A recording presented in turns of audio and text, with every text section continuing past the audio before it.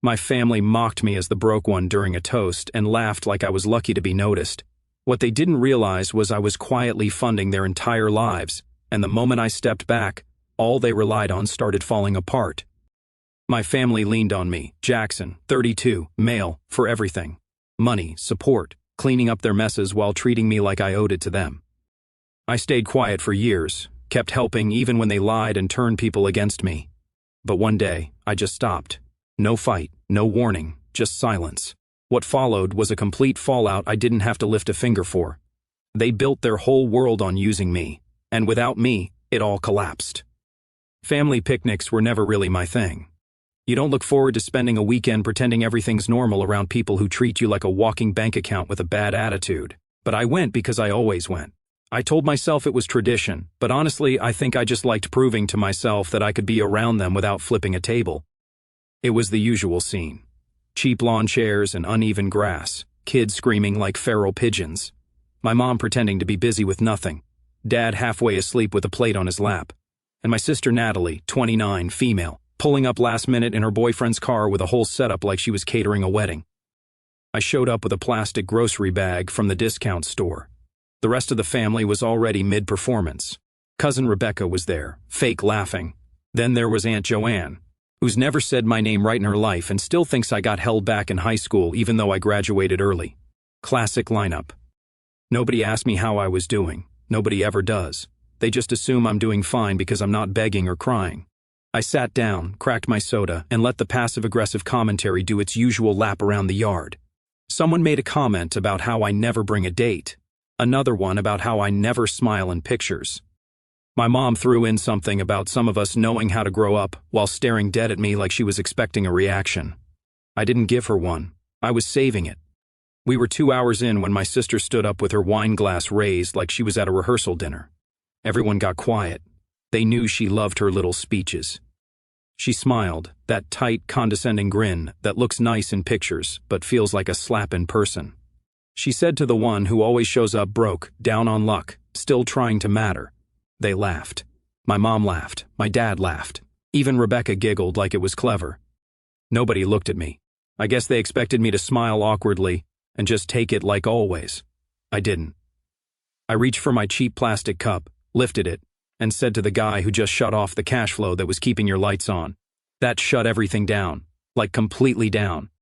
No laughs. No fake coughs to break the tension. Just a long, awkward silence. The kind that makes birds stop chirping. My sister's face dropped, like someone had unplugged it. My mom blinked like she just got pepper sprayed. My dad stared at his plate like it had the answers to life printed on the napkin under it. I didn't explain. I didn't make it a scene. I just finished my drink, wiped my hands on my jeans, and stood up. I said, "I'll be heading out." Nobody said a word, not even the fake polite kind.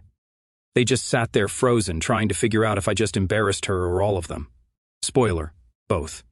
I walked to my car, didn't look back, drove home with the windows down. I didn't even feel angry. I felt clean, like I finally washed off years of built-up grime. But that was just the start. 8 days later, my phone buzzed. Text from my sister.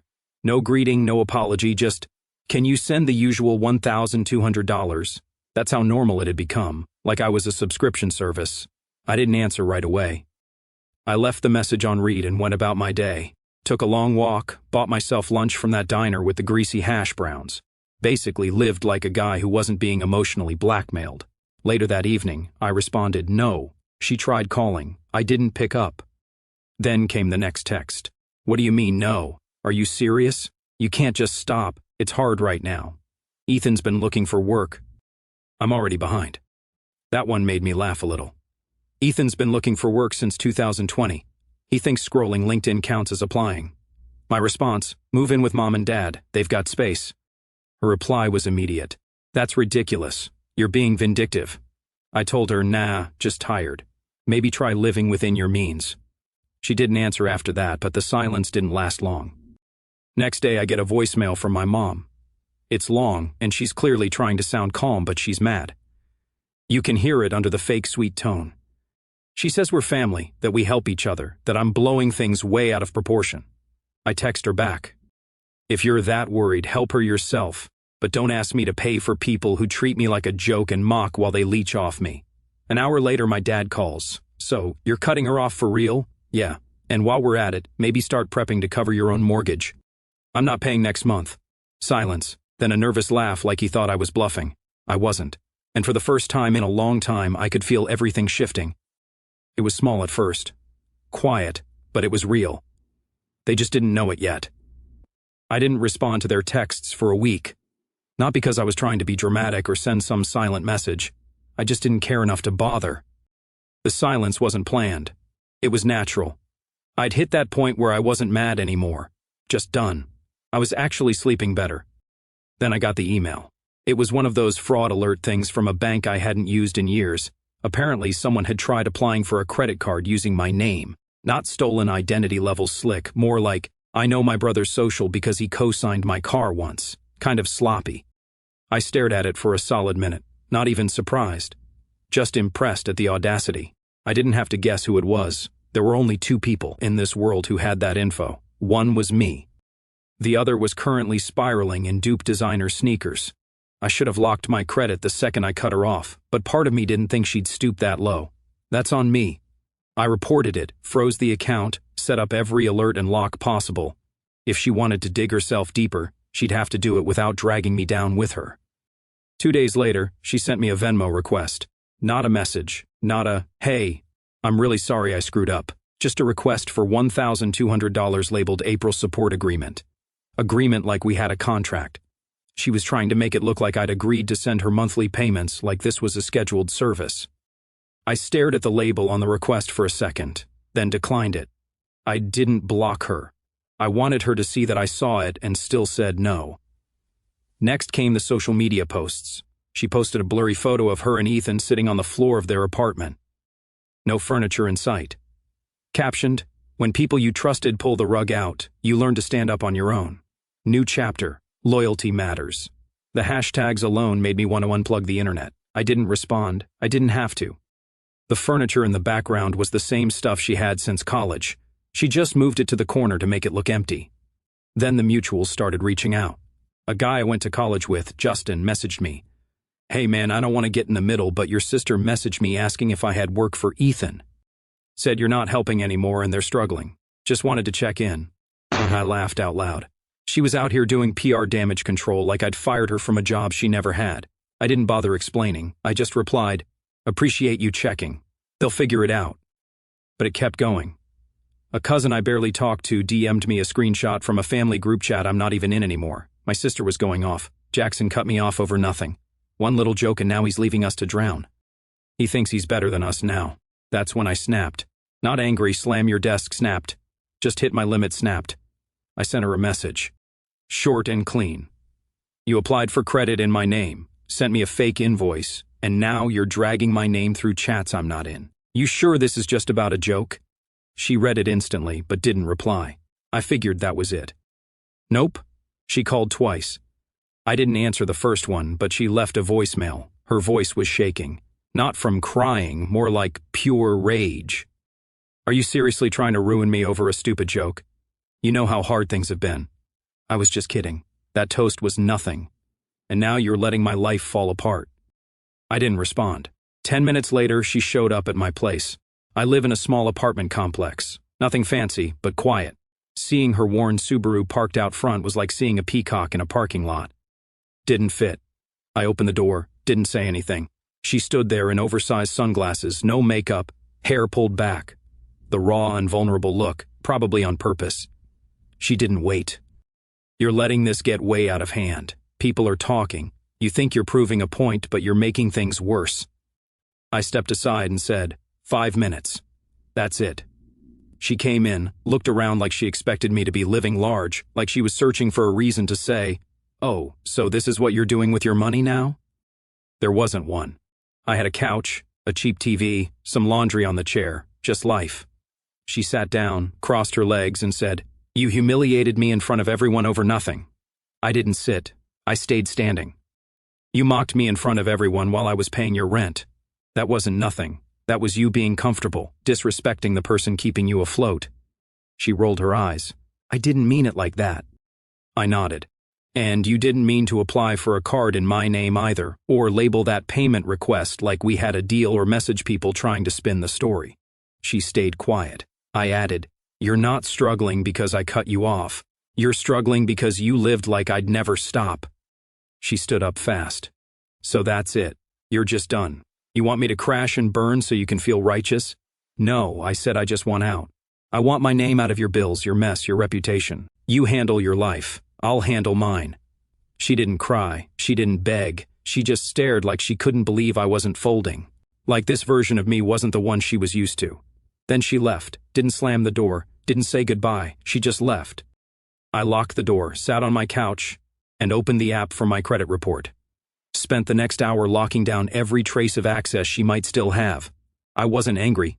I was thorough. That's the thing they never got. Once I'm done, I'm done. And something told me this was only her warm-up. I was right. It started 2 days later with a text from my mom. "No hello. No, how are you? Just your dad collapsed in the driveway. Ambulance took him to the ER. It's bad.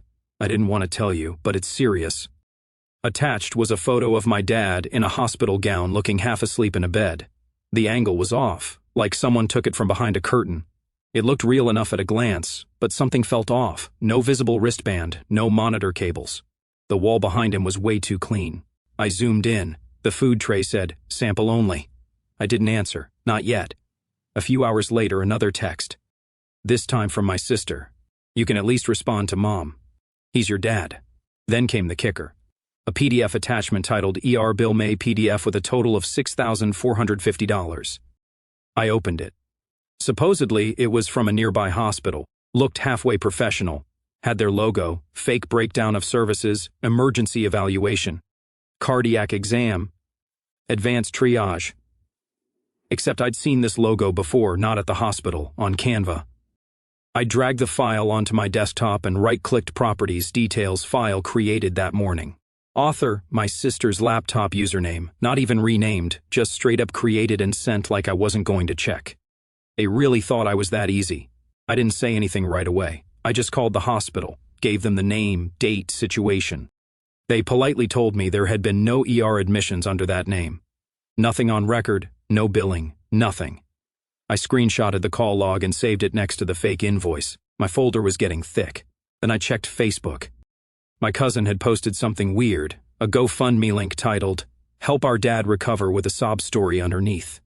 "Our dad collapsed from stress. We've been abandoned by the only person who could help, and we're trying everything to raise funds. Anything helps, even just a share." It didn't say my name, but it didn't need to. The family comments filled in the blanks. Unbelievable that Jackson could do this. He always seemed cold, but this is another level. "We're praying for you guys. You don't deserve this." They made me the villain in public. Meanwhile, I was sitting at my desk looking at a fake bill made in Canva, watching donations trickle in from people who didn't even like them. $20 here, $50 there. The audacity wasn't even surprising anymore. Just pathetic. I took a breath, grabbed my laptop, started compiling every dollar I'd sent them the past year. Every rent payment, screenshots of the fake invoice metadata, hospital call confirmation, screenshots of texts and the Venmo agreement request. Even the GoFundMe page. I zipped it up into a folder, named it insurance.doc, just in case I ever needed to forward it to someone important. Not because I wanted revenge, because I wasn't about to get publicly dragged by people who had the moral compass of a wet sock. That evening, I got a call from Aunt Claire. She sounded like she'd been crying. "I'm so sorry about your dad. I just donated. I hope things get better soon." I let her talk. Then I said, "He's fine. Never went to the hospital. The picture was staged. I called the hospital and confirmed." Silence. Then, "Wait, what?" "I can forward you the screenshots if you want. Also, that GoFundMe, they made it this morning. No medical bills exist." I checked. More silence. Then she muttered something like, "I didn't know," and hung up. I knew that had spread faster than the fundraiser. The next morning, the GoFundMe was gone. So were most of my cousin's posts, but the damage was already done on their end. They had shown everyone just how far they were willing to go, and I wasn't playing cleanup for their mess. Then Mom called. I let it go to voicemail. She didn't yell this time. She sounded cornered. "Your dad's fine. He got lightheaded, that's all. We didn't mean to scare you. Things have just been hard lately. We're doing our best, Jackson." No apology, no owning up to the fake bill, no mention of the fundraiser lie, just backpedaling with soft tones and loose words. I saved the voicemail, added it to the folder. That same day, I got a screenshot from another cousin. Apparently, my sister had messaged her directly asking for a small loan of $2,000 and said I'd pay her back. Yeah, she used my name. She literally told people, "Don't worry, Jackson will make it right once things calm down." Like I was a credit line she forgot to cancel. I replied to the cousin with one sentence, "Don't give her a cent." Then I sent a group text to a few relatives I trusted. "If anyone loans her money under the idea that I'll repay it, you're on your own. I'm done with this circus." No one responded, but I saw the typing bubbles appear and disappear over and over. They knew it was over. You could feel the shift. No more fake emergencies. No more bait texts. No "can we talk?" voicemails from my mom. Just dead air, like they were regrouping, trying to figure out how to operate without the one guy who never told them no. I figured they'd go quiet for a bit, maybe even back off. I was wrong. It started with a random phone call from a number I didn't recognize. I let it ring out like I always do, then checked the voicemail. "Hi, this is Melissa with Trinity Collections Group. We're looking for Natalie. Listed you as a financial emergency contact. If you could have her call us at..." Deleted it. 2 hours later, another one, different company. Same story. Apparently, my sister had been listing me as her fallback for years. Credit cards, payday loans. One even from some shady credit rebuilding company with a website that looked like it was built in 2004. Every time I ignored a call, another voicemail would show up. They were closing in fast. Like the second the family cash flow stopped, every unpaid debt started crawling out from under the rug. I didn't respond. I didn't even bother texting her. What was there to say? She spent years flexing a lifestyle she couldn't afford. Now the due date was here, and the bill didn't care who she blamed. Neither did I. The real punch came a few days later. Even Rebecca, who usually posts more selfies than texts, started sending me court site links and screenshots. I guess even she couldn't scroll past the wreckage this time. "Hey, just saw Natalie's name on one of those court filing sites. Is she being sued?" I didn't answer. I didn't have to. I went to the site, typed in her name. There it was, 2 lawsuits, one from a bank, the other from a debt consolidation group, claiming she falsified her income on the application. Fraud. Not federal level, but enough to land her in deep trouble. Turns out she'd already been under investigation for months. Quiet stuff. Background checks, flagged apps, bounced info. The lawsuits didn't cause the storm, they just made it official. Fast-tracked it like the feds had been watching and finally got the green light to move. I didn't smile. I didn't gloat. I just sat back and read it over like it was a weather report. "Storm's here. Grab an umbrella or don't." 3 days later, Ethan was gone. Not moved out slowly over time, gone vanished. His name was removed from all their socials. The cheesy couple pics deleted, and Natalie posted some garbage quote about protecting your peace. Classic deflection. I knew what happened before anyone told me. He dipped. Probably the second things got real. No more rent covered. No more bougie takeout every night. No more pretending they were in a Netflix rom-com. Just bills, lawsuits, and unpaid utilities. He wasn't built for that. Neither was she.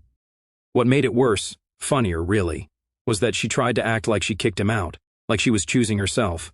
"Girl, he peeled out of that parking lot before your eviction notice hit the door." The group chat stayed silent. I figured at least one of the cousins would ask me what was going on, but nobody did because they all knew the answer. Jackson stopped paying and everything fell apart. The only reason I knew how bad it was getting was because a former neighbor of my parents messaged me out of nowhere. Some lady named Barbara who used to bring over banana bread when I was a kid. She wrote, "I don't want to be in the middle of anything, but your mom came by asking if I knew anyone who could lend her $500. Said it was for medication. Medication? Sure." I thanked her and said I wasn't involved anymore. She didn't push, just said she was sorry to hear it came to this. It didn't come to this. They drove it here. They built their lives on the assumption that I would never draw a line. That no matter how much they mocked me, how little respect they showed, I'd keep paying like it was my job. And when that broke, so did everything else. The court documents started stacking. Another one dropped a week later. Landlord filing for unpaid rent on a second apartment in Natalie's name. Probably one she let lapse or tried to sublease without permission. Who knows? Who cares? But then came the part that actually caught me off guard. Someone messaged me anonymously. No name, no photo, just a burner account. It said, "Your sister's in custody. Fraud charges. Not jail yet, but soon." I didn't believe it at first. Figured it was bait. But then I checked the court's intake logs. Public record. There she was, one night holding hearing. Not orange jumpsuit stuff, but real. Real enough. No lawyer listed. No bail posted. I stared at the page for a while, not knowing how I felt. Not happy. Not angry. Just quiet. The girl who raised a toast, mocking me, who walked around like she was the main character, who used my info without asking, and turned our family into a circus. She was sitting in a holding cell over bad decisions she made, pretending nothing was her fault, and I didn't feel a thing. No one called me to ask for help. Not yet. I figured they were scrambling, probably trying to figure out who still talked to me, or maybe they finally got the message. I didn't post about it, didn't screenshot it, or send it around. I wasn't interested in rubbing it in. I just deleted her number.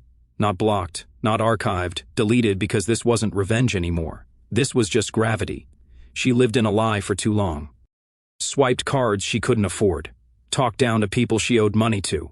Laughed at the one person keeping her afloat. And now she was face to face with the real world. No filters, no fake toasts, no safety net, just consequences. And I wasn't losing sleep over any of it. I deleted her number, cleared out every old family text thread, blocked my mom's burner accounts, switched my main email, and set up forwarding just in case they tried to sneak in again.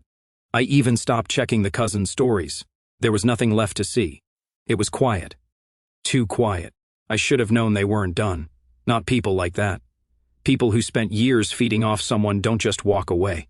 They find new ways to claw back in. It started with a letter. A real one. Like in the actual mailbox. No return address, just my name and my apartment number written by hand like it was a wedding invitation. Inside was a notice from the IRS.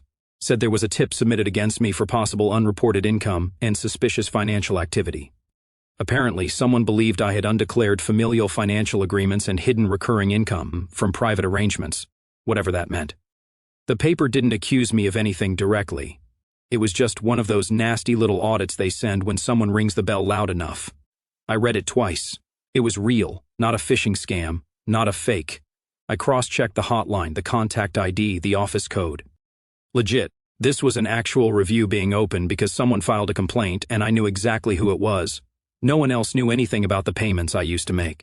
No one else would have worded it like that. Private arrangements. That wasn't just made-up jargon. That was someone trying to twist the help I gave them into something criminal. They were trying to make it sound like I was part of some shady cash exchange, like I was running some under-the-table rental agreement or operating as an unlicensed lender. It was them. Had to be. No one else knew my finances well enough to fake this. And only they'd think ratting me out to the IRS counted as some twisted lesson in family consequences. Like Weapon 5, like weaponized guilt, but with government stationery. I closed the envelope and stared at the table for a few seconds. Not out of panic, just letting it sink in that they had actually done it. That my parents, after everything, had filed a report on me, hoping to spook me into crawling back. And I'd bet anything they thought it would work. They probably imagined me panicking, calling them, begging to fix things before the government found out.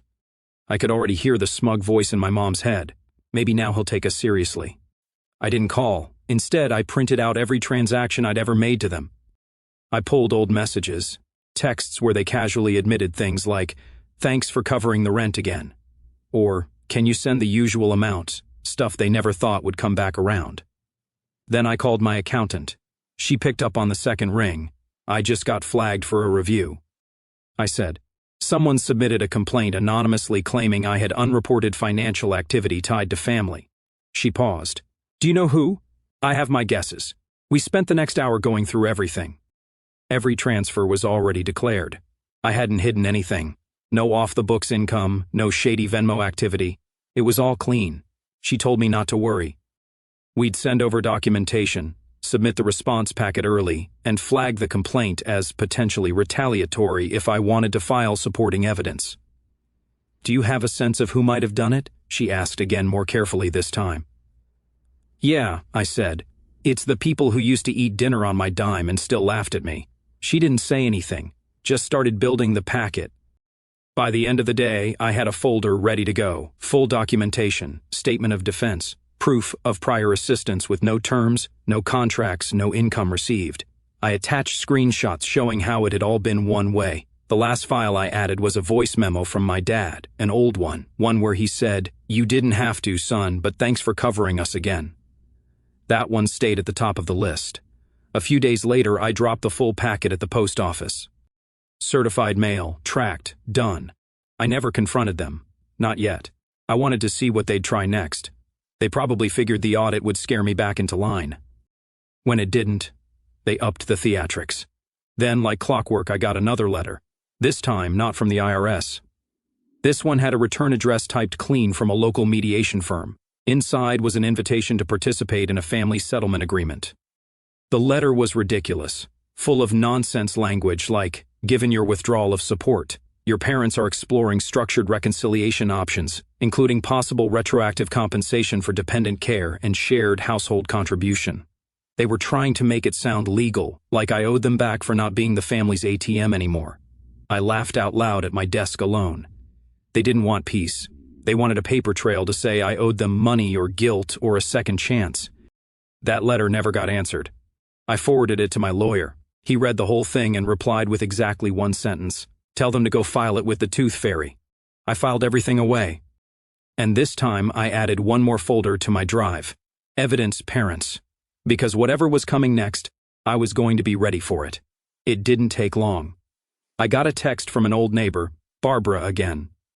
The same woman who tipped me off when my mom came around asking for $500. This time, it was just a photo, a large white sign on the front lawn of my parents' house. Foreclosure notice, no message, no caption, just that. I clicked on the photo and zoomed in. Right under the bold black letters was the bank's name and the official date of repossession. It was real. They were done. The same house I'd secretly covered for almost a year was now being dragged into public records. The same house they lied about, hid behind, and pretended they were managing fine without me. It was over. I didn't say anything, but someone else did. An hour later, I got an email forward from a coworker, one of those "you need to see this" types. It was a next-door post shared by someone in their area. The caption read, "Sad to see a longtime family lose their home, especially knowing their son tried to help, and they ran him through the mud instead." Under it was a thread of replies. Nothing explosive, just neighbors quietly agreeing, confirming things, saying how they'd seen me at the house over the years, how I was always polite, how no one ever realized I was the one keeping it all afloat. It spread quietly. The comments weren't angry, they were disappointed. That was worse for my parents. They didn't just look broke, they looked exposed. By the end of the day, I'd seen screenshots from 2 separate group chats, one with old family friends, another from someone my mom used to work with. Both had the same vibe. They always acted like he was the problem. Makes you think. They weren't mad at me. They were mad they believed my parents' version of the story for so long. I got one more message that night from someone I didn't expect. My old coach from high school. Guy barely used a phone. "Saw what happened with your folks. Proud of how you handled it. Not everyone would have walked away without setting fire to the place." I didn't respond, but I appreciated it. Still, that wasn't the end. The next hit came 2 days later, an envelope with a final foreclosure notice, but addressed to me. Somehow my name was still connected to the property in the mortgage company's contact records. They'd added me as a reference during one of their extensions without my consent, probably months before I cut them off. The bank wanted to verify whether I was planning to step in. I wasn't. Instead, I sent the whole packet, mortgage notices, financial logs, even screenshots of past messages to my lawyer. He reviewed everything and got back to me in under a day. "They used your name for financial leverage again. Time to make it official," so I did. We filed a formal fraud and identity misuse report tied specifically to the foreclosure and a prior IRS complaint. I wasn't suing them yet. I just wanted it documented and legally locked. I sent a cease and desist through my lawyer. Certified mail, signed for on delivery. That same evening, my phone buzzed, blocked number, voicemail. I played it on speaker while eating dinner. Apparently, before I froze everything, they slipped my name onto a few more forms. Mortgage extensions, contact info, whatever they could grab while I was still covering things. Sloppy, desperate, but not surprising. They were banking on me never checking the fine print. It was my mom. Her voice was soft, cracked, like she was trying to sound fragile. "I know you're angry. I know things got complicated. But your dad is not doing well. And this whole situation has been so hard on us. I don't understand how you can be okay with letting us go through this alone. We're your parents. Not a sorry in sight, just that whiny tone, a guilt costume. I saved the recording, labeled it, and added it to the archive. Next day, I got an update from the lawyer.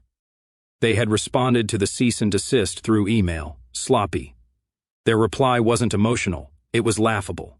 They claimed the financial help I'd provided created a reasonable expectation of continued assistance, and that cutting them off without notice had caused irreparable financial distress. My lawyer read that and said, "That's not how law works. That's how manipulation works." We filed a formal response that closed any financial liability. It was over. They could scream into the void all they wanted. Nothing would change. Later that week, a real estate agent I knew messaged me a listing. "Thought this might interest you. Familiar address?" It was their house already, posted, bank-owned, listed publicly, stripped of all the furniture. The photos showed empty rooms, torn carpet, one broken blind still hanging in the dining room, a few old decorations still nailed to the walls like they'd run out of time or energy to finish packing. The house didn't just look empty. It looked abandoned. And for the first time in years, I felt peace. I closed the listing, booked a one-way trip to a cabin 3 hours outside the city, left my phone on Do Not Disturb. Packed a bag, no laptop, no distractions, just me. No guilt, no incoming calls, no we need to talk messages, no fake emergencies. Just quiet. Silence. That was new for me. Unfamiliar but solid, like standing on a floor that didn't creak every time someone else leaned on me. I stayed up at the cabin for 5 days. No Wi-Fi, no notifications, just trees, cheap coffee, and sleep that didn't come with background stress. The first time I powered my phone back on, there were no missed calls, no texts, no voicemails, just a clean home screen. I figured something had to have happened, and I was right. The fallout hit like a series of falling dominoes. The house gone, officially repossessed. I got confirmation from the county's property listing site. My parents were no longer the legal owners. A bank-owned tag was stamped across the public record like a scar. They were evicted within a week of the foreclosure posting. I didn't know where they ended up. Motel, couch surfing. Maybe someone still naive enough to take them in, but their name was done in that neighborhood. People had seen the truth now. Their game was cooked. The front lawn that once hosted cookouts and fake family moments was now brown and patchy. A lockbox on the doorknob. Real estate sign out front. Barbara, the same neighbor who had quietly kept me updated, sent one last photo. They packed up fast, left furniture on the curb, didn't even shut the garage door on the way out. That was the family home, gone in a week, just like that. I didn't feel bad. I'd kept that place standing for months quietly. No praise, no acknowledgement, just monthly withdrawals and backhanded comments. And once I stopped, it folded like a house of cards built in a wind tunnel. Then there was my sister. The arrest wasn't a fluke. She had charges stacked, loan fraud, identity misuse, and credit card schemes that finally caught up. Most of the debts she'd been hiding were under different names. People she knew, people who didn't even know they were listed. Somehow, I wasn't surprised to find out she'd burned at least 3 other relatives before me. I read the case summary online, cold, simple language. Knowingly submitted falsified financial documents. History of identity misuse, failed to appear on a previous summons. She got 6 months in county, plus restitution payments she'll never be able to cover. Ethan gone, ghosted before the handcuffs even came out. She showed up to court alone. One of the cousins texted me a blurry screenshot of her mugshot with the message, "Damn, that was all anyone said." The family chat was basically dead now. No one posted, no one defended her. Nobody started a GoFundMe this time. Mom and Dad silent. The last email I'd received from them was 2 weeks old. It had been forwarded from their failed mediation attempt. Something about reconsidering our relationship. I ignored it, then blocked the address. No one's knocking. No one's texting. Nobody's asking for anything anymore. They're too busy trying to clean up what's left of the mess they made when I stopped being their unpaid insurance plan. I took one last look at everything I'd saved. Every receipt, message, screenshot just to remind myself that I didn't imagine it, that I wasn't being petty, that it was real. Then I deleted the entire folder. No reason to keep dragging it forward. That chapter didn't even need a closing line.